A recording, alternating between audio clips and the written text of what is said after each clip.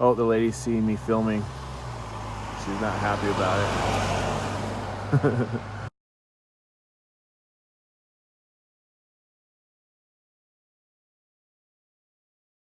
I am sitting in front of the very first house my wife and I ever bought back in 1996. It's changed a lot since then, but this is where my story began. So this garage right here wasn't even there. We had to pull into the driveway over here. Where's my finger? Over there. And park on the right-hand side of the house. You can see actually there's a building behind it now. When we sold it, we split the lot. Oh, the lady's seeing me filming. She's not happy about it. Well, that didn't quite work out the way I wanted. I kind of thought, maybe somebody's gonna be there. I felt really nervous pulling up and filming in front of a house, thinking somebody was gonna see me and think I was a creeper. And sure enough, somebody saw me and thought I was a creeper. I even got out of the car and said, "Sorry about that. I'm sure I probably look like a creeper." She said, "Yeah, you do." And I'm like, I used to live here. So I'm just going down memory lane and looking at the house. I haven't seen it in a while. And so we got to talking a little bit. I was able to prove some of the details of the house. I think made her feel a little bit better, like I wasn't making up a story. I knew there was an old myrtlewood tree, huge 100-year-old myrtlewood tree that was in the front yard. And turns out they actually took it out. It died on them, and they had to take it out. She's been there a long time. It's her parents' house. Told her about the one vent that heated the 2 bedrooms and 1 bath upstairs, and that vent was in the hallway, so it froze. Actually, it froze me the first winter we were there. My wife was pregnant at the time, so she had a built-in heater, and she actually slept in my boxer shorts and tank top on top of all the covers, while I slept in fleece sweatpants and 16 blankets on, freezing our first winter in Oregon. But there was a few things that was cool about the house. Really big backyard, like I started to point out in that video, and then our realtor helped us split that off. And when we sold it, we kind of sold it as a package deal where it was a dividable lot. That home was the last home on the block that was zoned different than everything further away from the busy street of McLaughlin there.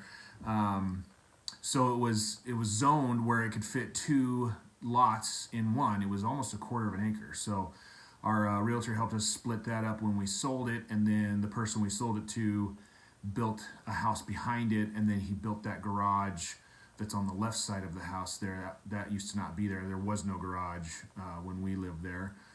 But it was pretty cool, kind of just going down memory lane. Then I pulled out some old videos and stuff. We had our first kid at that house, brought David home from the hospital there and raised him for the first about a year and a half until we moved to Malala.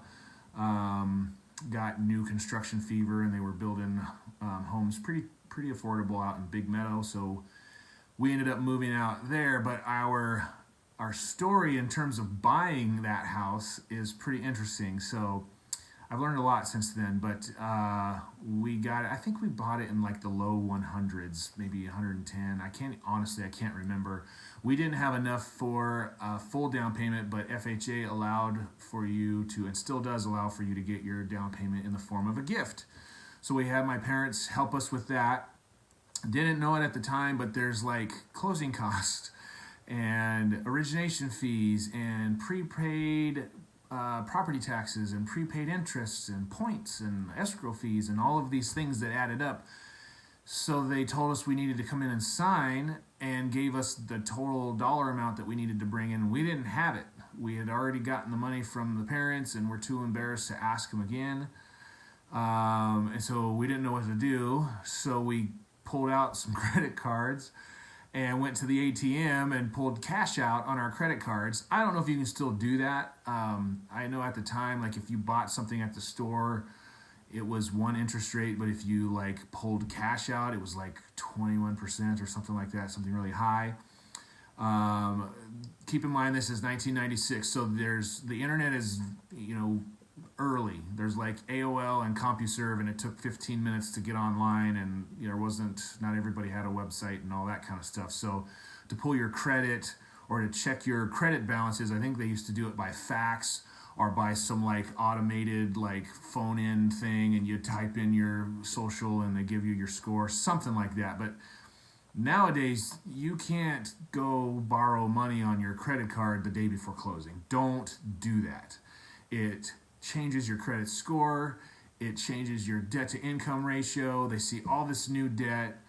Don't do that when buying a house. We lucked out because they didn't do like final checks the day of closing because it took too long. I didn't think they had the ability to do that. So we cashed out, maxed out our credit cards, and bought a house.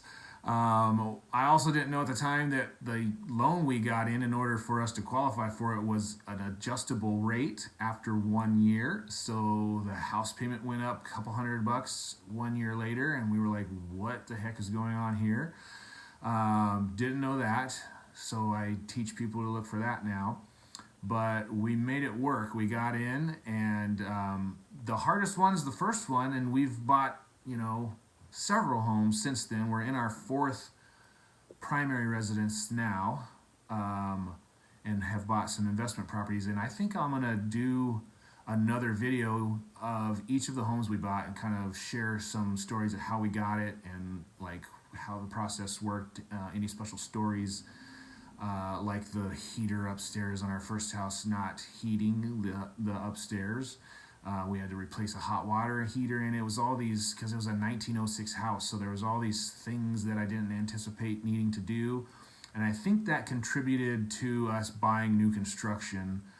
When we could afford it, we moved out to Moala, and you didn't have to replace the hot water heater. There was a heating duct in every room. The floors were level. This house built in 1906, man, you could put a ball or a marble on any of the floors, and they would roll in all kinds of different directions. It was a neat house, but it was old. So I just wanted to share that with you, a trip down memory lane. I think everybody has a story. That's where my story started. We have not regretted a single minute of it. So glad that we got in when we did. I don't think there's anything wrong with renting, but when we knew that we loved Oregon, we loved the Portland area, we bought a piece of it as soon as we could. So, and have never looked back. I think it's important once you've decided mentally that this is where I want to live, I want to stay here, then get in. They say the best thing about, the best thing you're supposed to choose when purchasing real estate is location, location, location. And they say the best time to buy real estate is yesterday. So we're fortunate to get in on 1996, and then again in 1998, and then again in 2001 or 2. And then spent 17 years in that one until we got this house, kind of the dream house right now. So anyways, that's what I'm talking about this week in real estate, a little trip down memory lane, sharing my story as a first-time home buyer. And I have taken that into consideration when I deal with first-time home buyers, knowing where I started, and there's a lot to learn, but I'm happy to guide them through that process and help them write their story and show them the pitfalls and the things to watch out for, like maxing your credit cards in order to buy the house. We don't do that anymore. So anyways, thanks for watching. If you got any questions or comments, let me know below or contact me directly. Thanks a lot for watching.